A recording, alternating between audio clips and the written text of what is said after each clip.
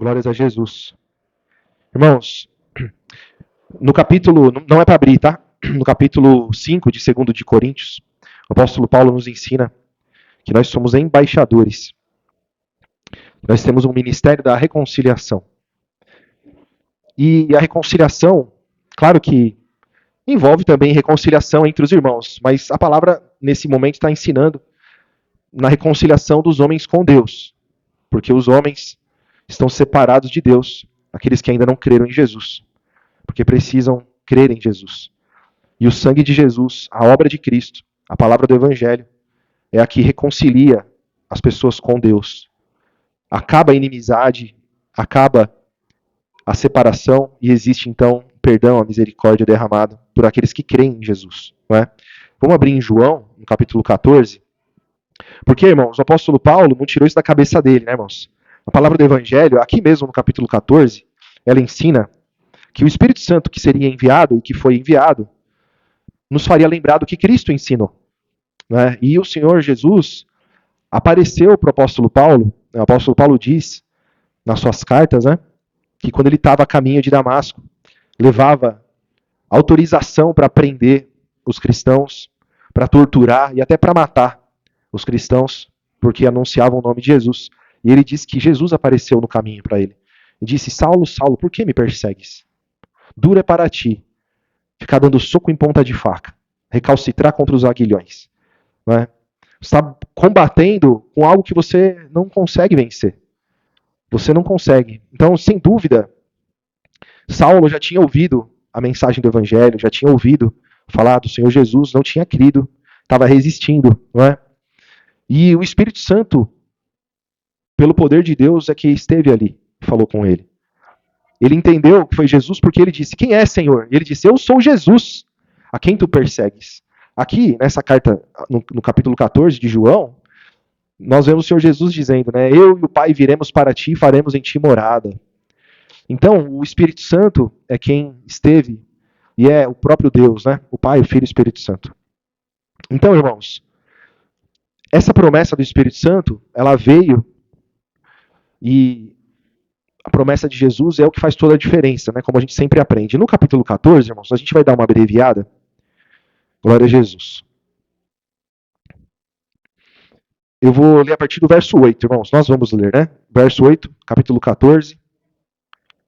Disse-lhe Filipe: Senhor, mostra-nos o Pai, o que nos basta. Disse-lhe Jesus: estou há tanto tempo convosco e não me tendes conhecido, Filipe. Quem me vê a mim, vê o Pai. E como dizes tu, mostra-nos o Pai? Não crês tu que eu estou no Pai e o Pai está em mim?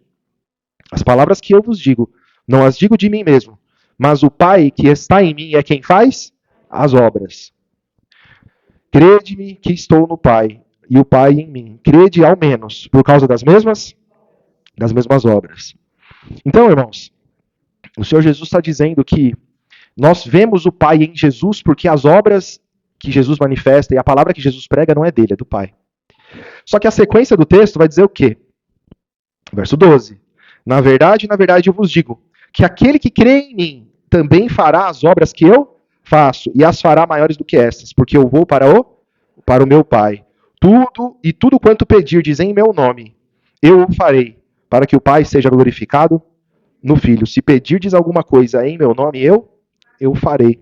Então, a gente percebe, irmãos, o Senhor Jesus dizendo que nós também fazemos as obras do Pai.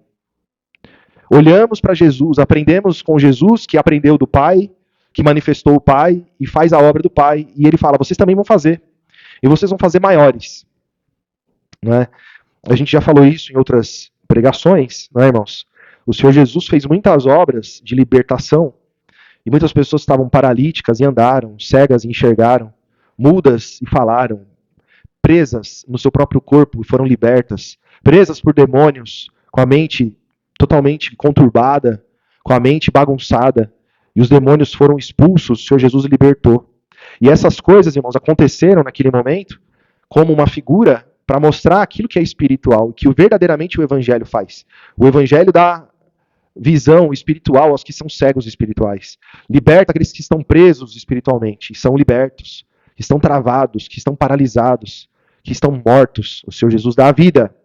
Né? A palavra do Evangelho faz isso.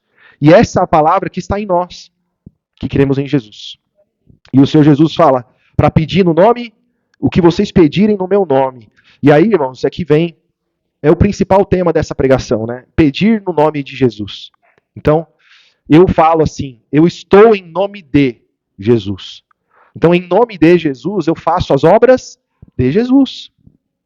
Eu não faço as minhas obras, eu não peço em nome de Jesus as causas que não são as causas de Jesus. Então, muitas vezes, as pessoas fazem isso. Qualquer coisa que vai fazer, a pessoa fala, em nome de Jesus.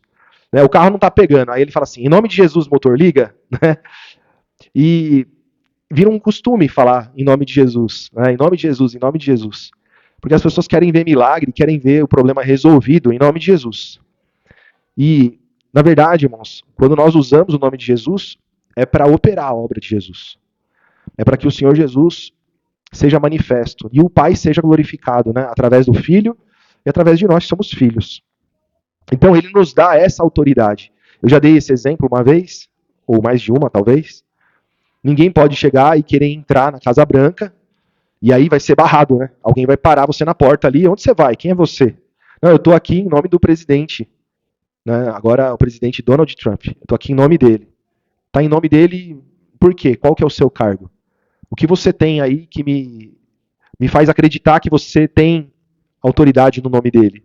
Você é ministro? Você recebeu alguma autorização?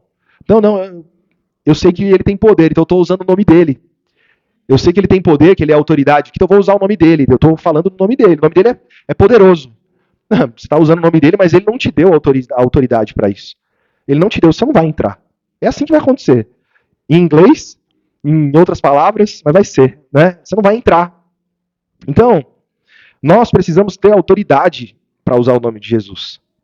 Não é? Autoridade para usar o nome de Jesus, a primeira coisa é crer em Jesus. A palavra fala que quem crê e for batizado, não é? Este será salvo.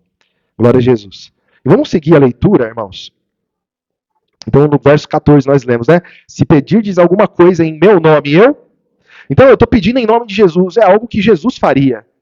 É algo para o reino de Deus, né? Glória a Jesus. Se me amais, guardai os meus mandamentos.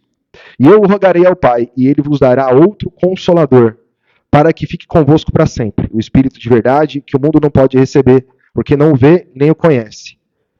Mas vós o conheceis, porque habita convosco e estará em vós. Não vos deixarei órfãos, voltarei para vós. Então, essa aqui foi a promessa, né, que o Senhor Jesus fez e cumpriu, né, porque o Espírito Santo foi enviado. No capítulo 15, irmãos, vamos ler o verso 1 em diante, diz assim: Eu sou a videira verdadeira, o meu pai é o lavrador.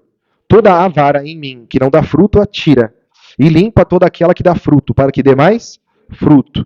Vós já estáis limpos pela palavra que eu vos tenho. Então, existe uma videira que é verdadeira. Logo, existe alguma que não é verdadeira, né? Para começar, o Senhor Jesus usa essa figura porque todo mundo conhece o que é uma árvore frutífera, né? Ele usou aqui a videira. Nesse lugar aqui, eu sei que muitos talvez não tenham nem conhecido de perto uma videira. Eu acho que eu mesmo nunca vi uma de perto, né? Mas a gente sabe como que funciona, porque eu conheço uma árvore de maçã, de goiaba, de manga, né? Ela tem um tronco principal, tem galhos, dos galhos saem outros galhos, e talvez outros galhos, e aí saem folhas, e às vezes tem flores, e tem fruto, não é assim? Então ele usa essa figura e diz, vocês são varas, são como galhos ligados na videira verdadeira. E quem cuida dessa videira é o Pai, ele é o lavrador dessa videira. E o Pai, ele limpa aquela que dá fruto para que dê mais fruto. Glória a Jesus. Vós já estáis limpos. Então, como que o Pai limpa? Pela palavra que eu vos tenho falado. Então, a palavra do Evangelho é que nos limpa. A palavra do Evangelho, o Senhor Jesus disse, o que eu falo, não falo de mim mesmo, mas o Pai é a palavra do Pai. Então, a palavra do Pai, por isso que ele é o lavrador. É ele que limpa, porque é a palavra dele. E está em mim, e eu em vós, como a vara de si mesma não pode dar fruto, se não estiver na videira. Assim também na vós, se não estiverdes em mim. Então não existe alguém que não está em Jesus e está dando fruto. Não, mas eu conheço um fulano de tal, olha, uma pessoa irrepreensível. Que educação. Eu nunca vi um palavrão. Que pessoa honesta. Que pessoa fantástica. Trabalhador, é esforçado. Você tem que ver que cuidado, que carinho que ele tem com os pais. Que bom esposo, que boa esposa. A gente consegue ver de fora muitas coisas. Eu conheci algumas pessoas assim, né? Educadas, nunca vi um palavrão, nunca vi uma gíria da boca da pessoa. Tô falando gente do meu trabalho, gente rica, que eu conheci, né? Que eu trabalhei, pessoas para quem eu trabalhei. Mas não creem em Jesus, irmãos.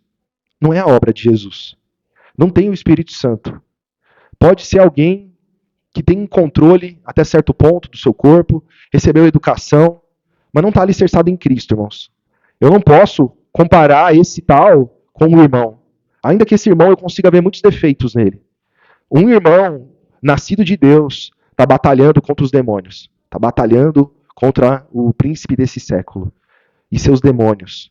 Não é? Existe uma luta espiritual grandiosa sobre as nossas vidas. Eu nunca posso comparar um cristão, eu nunca posso comparar um irmão com alguém que não crê em Jesus, que não creu, que não desceu as águas, que não está em nome de Jesus.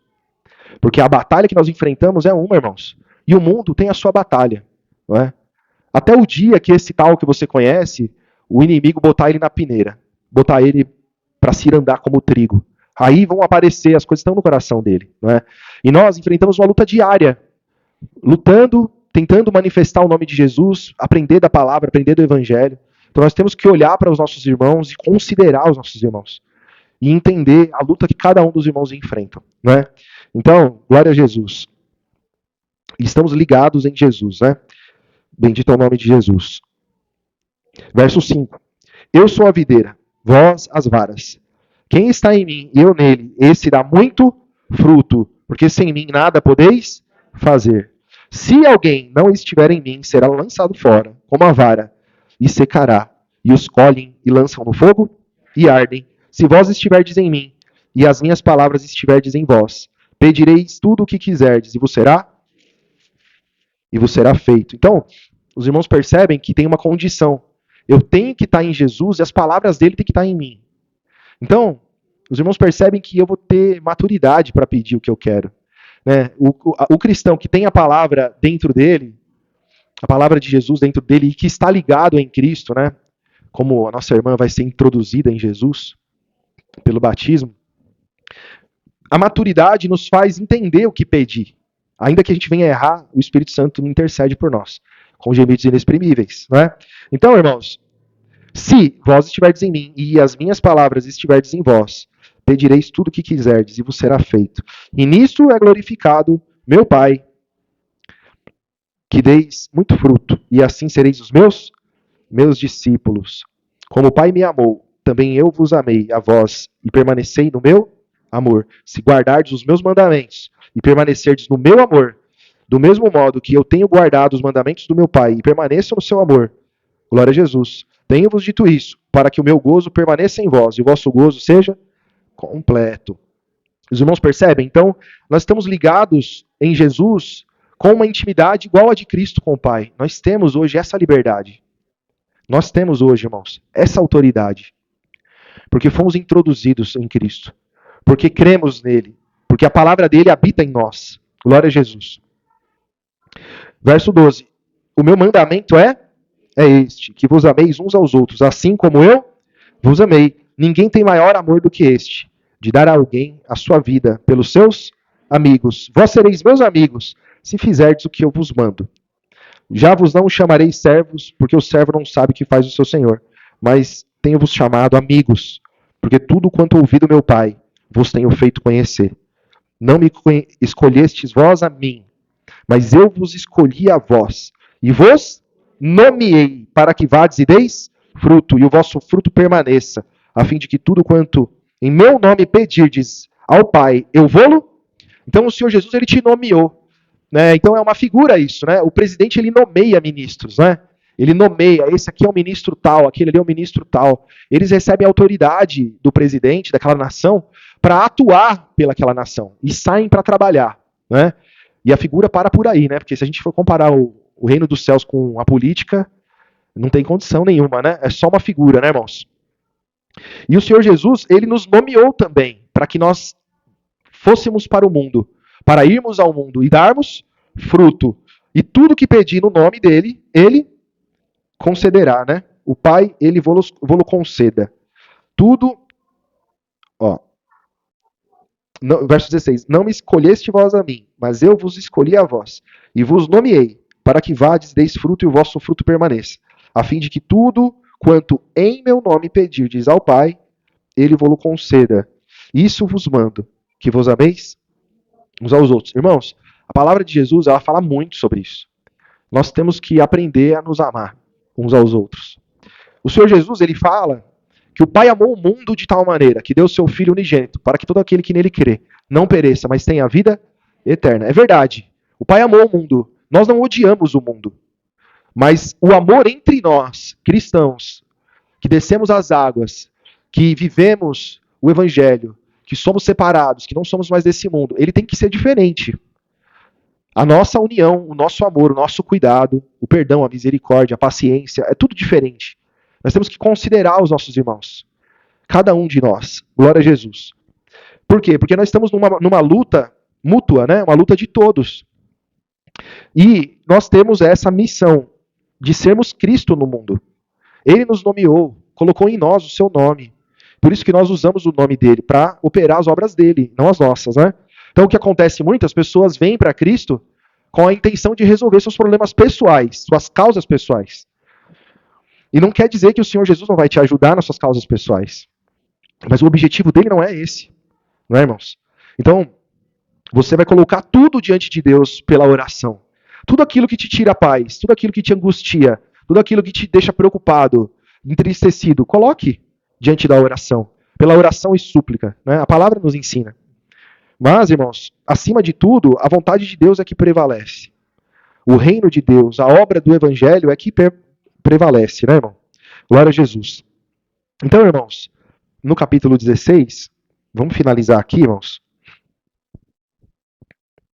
Glória a Jesus. Verso 16 também.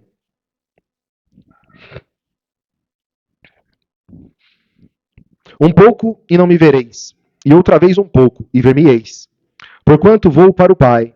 Então alguns dos seus discípulos disseram uns aos outros: O que é isso que nos diz? Um pouco e não me vereis, e outra vez um pouco e ver-me-eis, e porquanto vou para o Pai. E diziam, pois, que quer dizer isso? Um pouco? Não sabemos o que diz. E conheceu, pois, Jesus o que queriam interrogar, e disse-lhes: Indagais entre vós acerca disso que eu disse. Um pouco e não me vereis, e outra vez um pouco e ver-me-eis?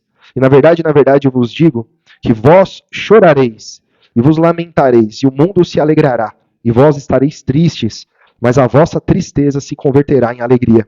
A mulher, quando está para dar à luz, sente tristeza, porque é chegada a sua hora. Mas depois de ter dado à luz, a criança já não se lembra da aflição, pelo prazer de haver nascido um homem no mundo. Assim também vós agora, na verdade, tendes tristeza, mas outra vez vos verei, e o vosso coração se alegrará, e a vossa alegria nunca vô-la tirará. E naquele dia nada me perguntareis. E na verdade, eu vos digo que tudo quanto pedirdes a meu Pai em meu nome, ele vô-lo-á de dar. Até agora, nada pedistes em meu nome. Pedi e recebereis, para que o vosso gozo se cumpra. Então os irmãos estão vendo o Senhor Jesus dizendo que antes dele, irmãos, não foi em nome dele. As pessoas nunca tinham pedido em nome dele. Mas agora, para a tua igreja, para aqueles que o amam e que creem nele, ele nos dá esse direito, né, irmãos? Então, ainda que venhamos ter aflições, aqui o Senhor Jesus estava dizendo do período de aflição que o povo de Israel, os cristãos estavam ali, iriam passar. Iam ver ele ser morto, mas ele voltaria. E quando o Senhor Jesus volta, tudo muda. Porque o Senhor Jesus, quando ele volta, ressuscitado, a obra consumada, o homem reconciliado com Deus, o Espírito Santo, o reino dos céus, se inicia então o reino dos céus, se inicia uma vida com Cristo, uma vida no reino, uma vida separada desse mundo. Então, vejam, essa palavra ela está falando de uma alegria, de um gozo, de um contentamento que é puro entendimento, irmãos. É puro entendimento. A palavra está falando de algo, irmãos, daquele que está maduro e consegue entender o que o Senhor Jesus fez nas nossas vidas, né? Verso 25, olha só. Disse-vos isso por parábolas, Chega, porém, a hora em que não vos falarei mais por parábolas, mas abertamente vos falarei acerca do Pai. Naquele dia pedireis em meu nome, e não vos digo que eu rogarei por vós ao... Então, tá vendo? Então, ele já não estaria mais na condição de intercessor. Naquele dia, você vai falar em nome de Jesus direto com o Pai, não é? Pois o mesmo Pai vos ama, visto como vós me amastes e crestes que eu saí de Deus, saí do Pai e vim ao mundo. Outra vez vos deixo o mundo. Outra vez deixo o mundo e vou para o Pai. Disseram-lhe os seus discípulos: Eis que agora falas abertamente e não dizes parábola alguma. Agora conhecemos que sabes tudo e não precisas de que alguém te interrogue. E por isso cremos que saísse de Deus. E respondeu Jesus: Credes agora? Eis que chega a hora e já se aproxima em que vós sereis dispersos, cada um para a sua parte, e me deixareis só. Mas eu não estou só, porque o Pai está comigo. Tenho-vos dito isso para que em mim tenhais paz. No mundo tereis aflições, mas tende bom ânimo. Eu venci o mundo. Glória a Jesus. O Senhor Jesus preparou os discípulos para o momento do seu sofrimento, para o momento em que ele iria consumar a obra que ele veio fazer. E o Senhor Jesus, nesse momento, ele deu para nós essa autoridade. Nos nomeou, nos deu do seu nome, autoridade no seu nome, nos deu o reino dos céus, nos deu o Espírito Santo, nos deixou clara uma missão de darmos fruto. E ele fala: conheçam que eu estou no Pai e o Pai está em mim, por causa das obras. E ele fala depois: vocês têm que fazer obras e terem os mesmos frutos. Então, o Pai espera encontrar em nós também o cuidado, o amor, não é? Uma vida em que nós não vivemos para nós, mas que nós vivamos para Deus, para o Evangelho. Então, nós não estamos aqui hoje para reforçar uma aliança com Deus para que tudo que eu fizer na minha vida particular, Ele abençoe. Eu não estou aqui para minhas causas pessoais. Eu estou aqui porque eu entendi que Jesus me separou para uma obra. O Senhor Jesus me alistou para o seu exército. O Senhor Jesus me recebeu como filho adotivo, não é? Me resgatou de um pai perverso. Me resgatou das mãos de uma casa que não tinha estrutura. De um pai cachaceiro, bêbado, malvado. De uma mãe perversa, irresponsável. Não é assim que acontece no mundo? Uma criança ela é muito maltratada, vai lá ao conselho tutelar, avalia, vê que o pai é um drogado, um nóia, a mãe é uma nóia, não é? Bêbada, prostituta, e ele tira aquela criança dali e uma família de bem vai adotar aquela criança. Nós no mundo estávamos assim. Vivíamos debaixo de um teto de um pai perverso, malvado. E o Senhor Jesus nos resgatou, o Pai enviou o Filho para nos resgatar. Nos amou, nos chamou de filho, agora nos dá educação, um bom alimento, nos veste bem. E nos coloca dentro de uma família que é só amor. E nos ensina, aprenda a amar, aprenda a viver em amor. Não é? Amem uns aos outros, assim como eu vos amei a vós. Eu não chamo vocês de servo, nós somos servos. Nós somos servos, mas ele nos trata como filhos, como amigos. Né? Então, isso mostra o amor que tem nessa casa, na casa de Deus. Glória a Jesus. Irmãos, a gente está encerrando mais cedo hoje. Essa é a palavra, glória a Jesus.